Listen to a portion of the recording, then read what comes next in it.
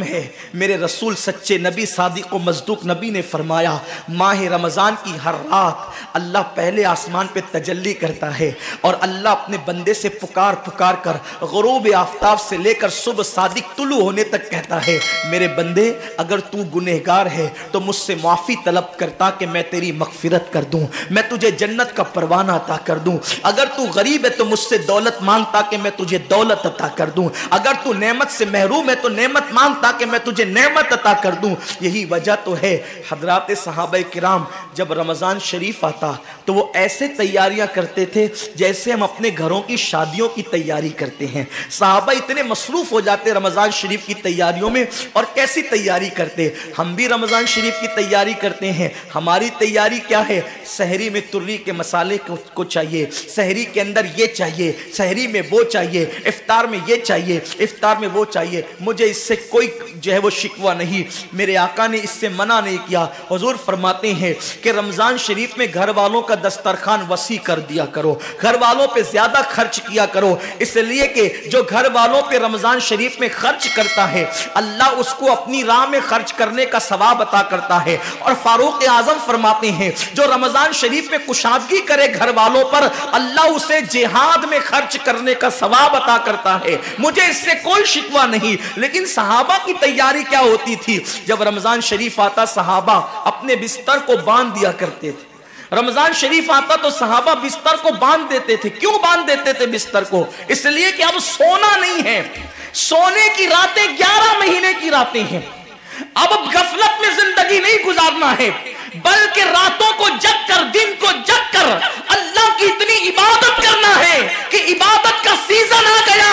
इसलिए कि अल्लाह के रसूल फरमाते हैं जिसने रमजान शरीफ पाया और इबादत करके अल्लाह को राजी नहीं कर लिया, ऐसा बंदा हमेशा अल्लाह की रहमत से दूर कर दिया जाए।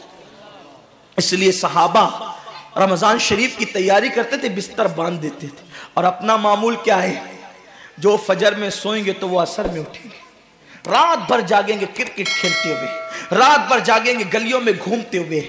मेरे आका सल्लल्लाहु अलैहि वसल्लम के दीवानों, बहुत कीमती वक्त आ रहा है, बहुत कीमती महीना आ रहा है। ये वो महीना है जो जहन्नमियों को जन्नती बनाता है। आका करीम सल्लल्लाहु अलैहि वसल्लम फरमाते हैं हर इफ्तार के वक्त अल्लाह 60,000 ऐसे जहन्नमियों को जहन्नम से आज़ाद करके जन्नती बनाता है जिनका जहन्नमी होना वाजिब हो गया था। और एक मकाम पे फरमाते 5 लाख जहन्नमियों को हर इफ्तार के वक्त जहन्नम से आज़ाद किया जाता है। और इसी पे बस नहीं, हुजूर फरमाते हैं जब शबे जुमा आती है माह रमज़ान की, जुमेरात का सूरज गुरूब होता है, तो जुमा का सूरज गुरूब होने से पहले पहले तक हर सेकंड में 5-5 लाख जहन्नमियों को जहन्नम से आज़ाद किया जाता है। और जब जुमा का आखिरी वक्त आता है, आखिरी साअत आती है, मेरे करीम आका फरमाते हैं जुमेरात का सूरज गुरूब होने से लेकर जुमा का सूरज गुरूब होने तक हर लम्हे में जो 5-5 लाख को आज़ाद किया गया था, अब आखिरी सेकंड में जो गुरूब का वक्त होता है, जितने आज़ाद किए गए थे उतनों की तादाद के बराबर उस आखिरी साअत के अंदर अल्लाह अपने जहन्नमी बंदों को जहन्नम से आजाद कर देता है। कितना कीमती वक्त होता है, इफ्तार का वक्त कितना कीमती है, सहरी का वक्त कितना कीमती है। लेकिन उस वक्त भी हम कहां लगे होते। अब तो लोगों ने टीवी चैनलों पर प्रोग्रामात शुरू कर दिए, दीनी प्रोग्रामात। मुझे दीनी प्रोग्रामात अगर टीवी पे नश्र होते हैं तो उससे कोई इख्तिलाफ नहीं है, लेकिन आपसे ये अर्ज करना चाहता हूं कि दीन सीखने का भी कोई वक्त होता है। अगर आप सहरी के कीमती लम्हात में टीवी का मुंह पकड़कर बैठे हैं तो आप दुआ कब करेंगे? इफ्तार के वक्त आप व्हाट्सएप पर लगे हैं तो अल्लाह से मांगेंगे कब? सारी जिंदगी सिसकियां ले रहे हो, सारी जिंदगी तड़प रहे हो, और जब मांगने का वक्त आता है, मुसीबतों से निजात तलब करने का वक्त आता है, हम कहां टाइम जाया करते। हजरत सैयदा उम्मे हानी रदी अल्लाह ताला अन्हा फरमाती हैं कि मैंने अपने करीम आका सल्लल्लाहु अलैहि वसल्लम से सुना, अल्लाह के रसूल सल्लल्लाहु अलैहि वसल्लम ने फरमाया उस वक्त तक मेरी उम्मत जलील नहीं होगी, उस वक्त तक मेरी उम्मत रुसवा नहीं होगी जब तक वो माह रमजान का एहतराम करती रहेगी। जब तक उम्मत मोहम्मदिया माह रमजान का एहतराम करेगी उन्हें दुनिया की कोई ताकत जलील और रुस्वा नहीं कर सकेगी। और जब मेरी उम्मत माह रमजान शरीफ के एहतराम को, ताजीम को तर्क कर देगी, उस वक्त मेरी उम्मत जलील और रुस्वा कर दी जाएगी। आज लोग सीरिया की तबाही पर मातम कर रहे हैं। आज लोग यमन की घरों को आग में जलने के हवाले से बेकरारी का इजहार कर रहे हैं। आज लोग हिंदुस्तान में मुसलमानों का हाले जार देखकर अफसोस कर रहे हैं। बड़े बड़े स्कॉलर मुफक्किराना तकरीर करते हैं, उम्मत का हाल क्या है, उम्मत का हाल क्या है, उम्मत जलील क्यों हो रही है, उम्मत रुस्वा क्यों हो रही है। आसिफा की आबरू पर आंसू बहाने वालों, कभी एहसास भी किया कि ये उम्मत की जिल्लत की वजह क्या है। एक नन्ही सी आसिफा की अगर आबरू जाती है तो वो कश्मीर के किसी नन्ही सी बच्ची की आबरू नहीं गई, बल्कि पूरी उम्मत मोहम्मदिया की आबरू से खेला गया। उम्मत की एक बेटी की आबरू अल्लाह के हबीब सल्लल्लाहु अलैहि वसल्लम ने, मेरे आका ने इरशाद फरमाया, मैंने अपनी उम्मत की बेटियों की इज्जत को काबे से बुलंद कर दिया है।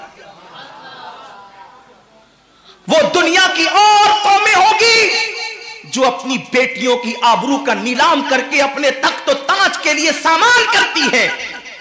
ये मुसलमान कौम है जो अपनी जानों को कुर्बान करके अपनी उम्मत की, अपनी कौम की बेटियों की इज्जत की हिफाजत करना जानती है। मैं आबरू लूटने वालों से मुखातिब नहीं हूं, इसलिए कि मजमा आबरू लूटने वालों का नहीं है। जो सुन रहे हैं मैं उनसे बात करना चाहता हूं, जिन तक मेरी आवाज पहुंच नहीं सकती मैं उनसे मुखातिबत नहीं करना चाहता। अहले सियासत के मामलात जाने, जालिम अपने जुल्म के अंजाम को पहुंचने के लिए तैयार रहे, कैफरे किरदार तक के काफिर अपने कुफ्र के अंजाम को पहुंचने के लिए तैयार रहे।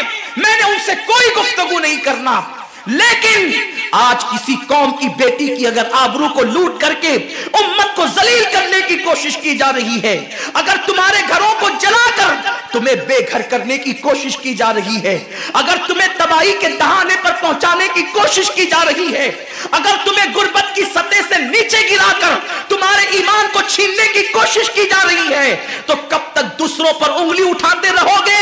मेरी कौम के जवानों, अल्लाह के हबीब ने आज से 1450 साल पहले तुम्हारी जिल्लत और रुस्वाई का सबब बयान किया। इकबाल रोना रोते हैं, वाए नाकामी मताए कारवां जाता रहा, कारवां के दिल से एहसासे जिया जाता रहा। माह रमजान में शराब के अड्डों को आबाद करने वाले, माह रमजान में जिना के अड्डों को आबाद करने वाले, माह रमजान में छुप छुप कर खाने वाले, माह रमजान में अल्लाहु अकबर अपने हाथों की उंगलियों से इंटरनेट के वो बटन को छेड़ करके जिना के मनाजिर देखने वाले, अपने माँ बाप का दिल दुखाने वाले, लोगों पे जुल्म करने वाले, नमाज के औकात में बिस्तर की पे सुकून की नींद सोने वाले, दिल खोलकर कान खोलकर अपने ईमान के कानों से, अपनी गैरत के कानों से, अपने दिल के कानों से मेरे नबी की हदीस को सुन लो। अल्लाह के हबीब सल्लल्लाहु अलैहि वसल्लम फरमाते हैं, मेरी उम्मत को उस वक्त तक कोई रुस्वा नहीं कर सकेगा, मेरी उम्मत को उस वक्त तक कोई जलील नहीं कर सकेगा जब तक उम्मत माह रमजान शरीफ का एहतराम करती रहेगी। हजरत उम्मे हानी ने पूछा, या रसूल अल्लाह, माह रमजान शरीफ का एहतराम करना क्या है और रमजान शरीफ का हक ज़ाय करना क्या है। आका फरमाते हैं, जो रमजान शरीफ में भी कबीरा गुनाहों में मुब्तला होते हैं वो रमजान शरीफ के हक को ज़ाय करते हैं, और जो रमजान शरीफ के हक को ज़ाय कर दे फिर उस वक्त उम्मत को जिल्लत और रुस्वाई से दुनिया की कोई ताकत बचा नहीं सकती। आज माह रमजान शरीफ का एहतराम क्या हो रहा है। कल तक के मुसलमान और दिनों में गुनाह करते थे, लेकिन रमजान शरीफ आता था तो कम से कम फिल्में लोग देखना बंद कर देते थे, दाढ़ियां मुंडाना बंद कर देते थे, मस्जिदों को आबाद करना शुरू कर देते थे। अब तो लोग किस कदर बेबाक हो गए, किस कदर निडर हो गए कि रमजान शरीफ में भी लोग अपने आप को गुनाहों से नहीं रोकते, बल्कि मेरी कौम का जवान बड़े धड़ल्ले से कहता है, यार अपने से रोजा नहीं रखा जाता इसलिए कि हमें तो गुटके की आदत है, हमें तो पान की आदत है, हमें तो सिगरेट की आदत है। शर्म करो, शर्म करो। नबी के नाम पे जान कुर्बान करने की बात करने वालों, जो नबी के नाम पर 12-16 घंटे भूखे और प्यासे न रह सके, वो नबी के नाम पे जान क्या कुर्बान कर सकते। और जब से तुमने एहतराम रमजानुल मुबारक तर्क कर दिया, तुम्हारी आबरू को लोगों ने खेल बना लिया। और अब तो लोगों को एहसास से गुनाह भी नहीं रहा, एहसास से जुर्म भी नहीं रहा। गुनाह के साथ अगर एहसास से गुनाह इंसान की जिंदगी में है तो इंसान अपने आप को गुनाहों से बचा लेता है। लेकिन अब हमारे अंदर एहसास से गुनाह नहीं। अब तो हम गुनाह को हुनर समझते हैं, अब तो हम गुनाहों को फैशन समझते हैं। एहसास से गुनाह क्या है? अगर इंसान गुनहगार हो और एहसास से गुनाह भी हो तो वो एक न एक दिन सुधर जाता है, वो एक न एक दिन संवर जाता है। हमारे पास एहसास से गुनाह खत्म हो गया। आइए बताऊं, एहसास से गुनाह कितनी कीमती चीज है। रमजान शरीफ में खा रहे हैं, पी रहे हैं, बल्कि मुसलमानों की होटलें बंद है तो गैर मुस्लिमों की होटलों में खा रहे हैं, छुप छुप कर घरों में खा रहे हैं। लोगों से छुप कर खाने वालों, जो तेरा कुछ नहीं बिगाड़ सकता, तू उस इंसान से छुप करके खा रहा है। जो खुदा तुझे सजा देगा, क्या तू उसकी निगाहों से भी छुप सकता है? और रोजे भी क्या रोजे रह गए, अब तो रोजे भी रस्म बन गए। जो रोजे रखते हैं रमजान शरीफ में, उनको रोजा रखने की आदत है, वो रोजे को इबादत नहीं समझते।